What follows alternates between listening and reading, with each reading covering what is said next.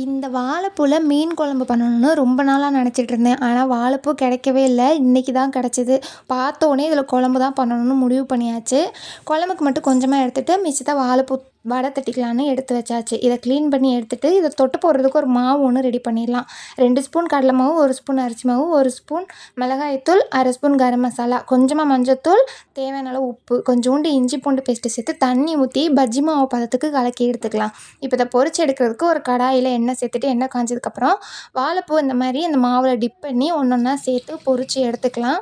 இப்போ குழம்புக்கு ரெடி பண்ணிடலாம். இப்போ ஒரு கடாயில் கொஞ்சமாக எண்ணெய், சீரகம் வெடிக்க போட்டு, வெங்காயம், பூண்டு, கருவேப்பிலை சேர்த்துட்டு நல்லா வதங்கினதுக்கப்புறமா தக்காளி, கொஞ்சமாக உப்பு போட்டு நல்லா வதக்கிட்டு, கடைசியாக தேங்காய் துருவல் சேர்த்துட்டு இறக்கி நல்லா ஆற வச்சு அரைச்சி எடுத்துக்கலாம். இப்போ இதே கடாயில் இன்னும் கொஞ்சம் எண்ணெய் ஊற்றி வெந்தயம், கடுகு வெடிக்க போட்டு, வெங்காயம், கருவேப்பிலை சேர்த்துட்டு நல்லா வதக்கிக்கலாம். வதங்கினதுக்கப்புறமா அரைச்சி வச்ச பேஸ்ட்டை சேர்த்துட்டு நல்லா மிக்ஸ் பண்ணி விட்டு, கொஞ்சமாக மஞ்சள் தூள், 2 ஸ்பூன் மிளகாய் தூள் சேர்த்துட்டு பொடி வாடை போகிற அளவுக்கு நல்லா வதக்கி விட்டுறலாம். இப்போ இதில் லெமன் சைஸ் புளியை ஊற வச்சு வச்சுருக்கோம்.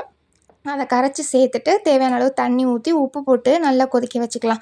எண்ணெய் பிரிஞ்சு வந்ததுக்கப்புறமா நம்ம பொரிச்சு வச்சுருக்க வாழைப்பூவை சேர்த்துட்டு நல்லா மிக்ஸ் பண்ணி கொஞ்சம் நேரம் கொதிச்சதுக்கப்புறம் இறக்கணுன்னா குழம்பு ரெடி. இது வரைக்கும் ட்ரை பண்ணலாட்டி இனிமேல் ட்ரை பண்ணி பாருங்கள். ஏன்னா அவ்வளோ டேஸ்ட்டாக இருந்துச்சு.